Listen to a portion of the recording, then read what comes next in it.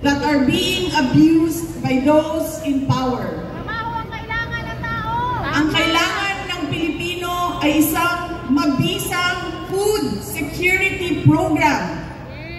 Isang programa na tutugon sa problemang pinakamalapit sa bituka, ang gutom.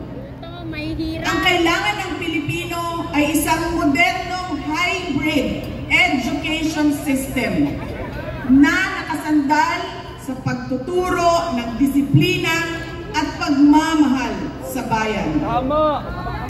Ang kailangan ng Pilipino ay isang tunay na universal healthcare system na tutugon araw-araw sa lahat ng health centers at hospitals at hindi lamang sa mga supporters ng politiko.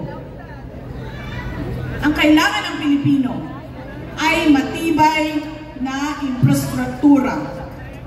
Let us build into the future. Ang kailangan ng Pilipino ay oportunidad sa hanap buhay at trabaho dito sa loob ng ating bayan. Masakit sa kalooban nating lahat ang kalagayan ng maraming nating OFWs na malayo sa kanilang mga mahal sa buhay. At higit sa lahat, ang kailangan ng Pilipino ay peace and order. Kailangan nating ganap na puksain ang kriminalidad, illegal na droga, terorismo, at insurgency sa pamamagitan ng makatotohanang non-partisan Philippine National Police na suportado ng ating sandatahang lakas. Kinahanglan undangon nato ang batasan sa pagpili sa mga kandidato na gikan sa political dynasty. Kining mga sikat na apelido nga magsayaw-sayaw ra o magkanta sa atubangan. Igo ra magpakatok, undangon ang mga party list na gipanag-iya sa mga dato. Undangon ang mali na pagpili sa atong mga opisyales. Undangon ang budol o pagpamakak. Kailangan natin mag-vote straight sa mga taong magtutuloy ng nasimulan ni Pangulong Duterte. Idiretso natin ang boto.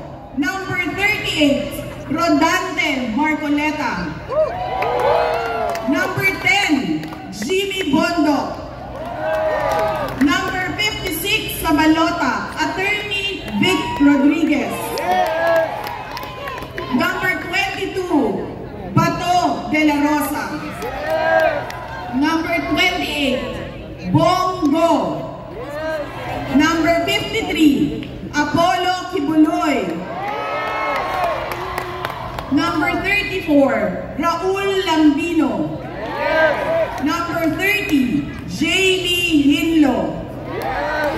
Number 58, Philip Ipe Salvador. At number 42, Doc Marites Matang. Alam ko, hindi kayo matutuwa. Oo, yan. Pero ibuboto ko si Aimee Marcos.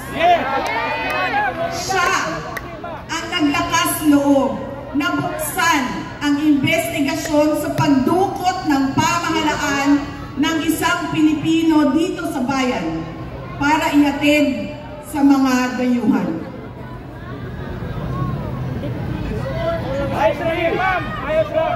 Ibuboto ko rin si Camille Villar dahil sa kanyang karanasan bilang mambabatas sa House of Representatives na makakatulong sa isang tunay na pagbabago sa Senado. Hindi ako mapapagod na sabihin ito We Filipinos deserve better. Tunay na kapayapaan at kaunlaran na hindi lamang para sa iilang politiko at mayayaman. Kaya sa May 12, kailangan natin maging mapagmatya. May mga ulat at bulong-bulungan na may mga kumikilos na sa iba't ibang parte ng ating bansa. Mga babala na maaaring nagsisimula na ang malawakang dayaan sa halalan ng alyansa.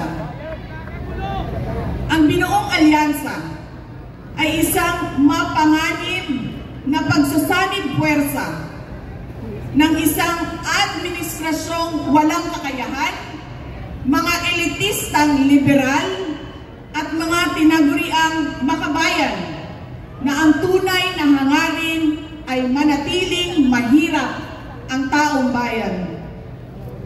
Isang alyansa na handang ibalik tayo sa kadiliman ng narco-politics, sa bangungot ng Typhoon Yolanda, kung saan ang mga Pilipino ay iniwan sa ulan, sa gutom at sa kawalang malasakit. Ito ang alyansang muli nais nating alipinin gamit ang kahirapan, kasinungalingan at kapangyarihan.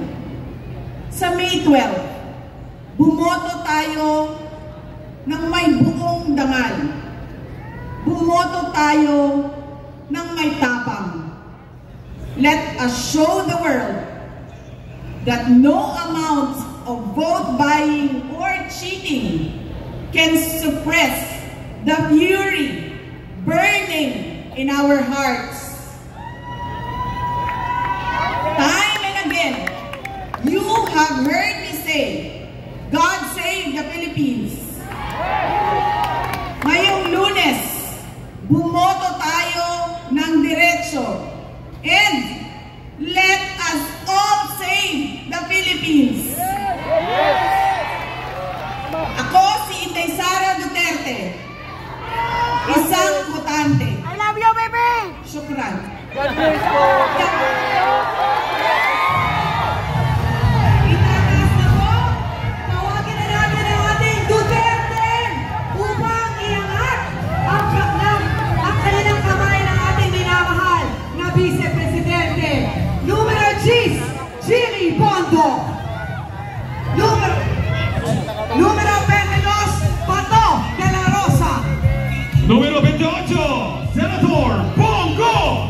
Número 30, Jamie Hino. Número 34, Raúl Lapino. Número 38, Rodante Marcoleta.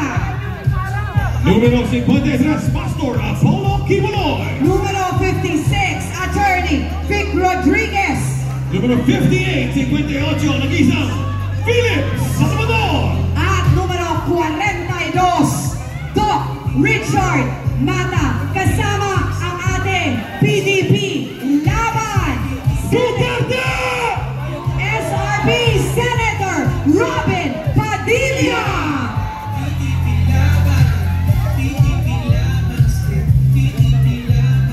Duterte!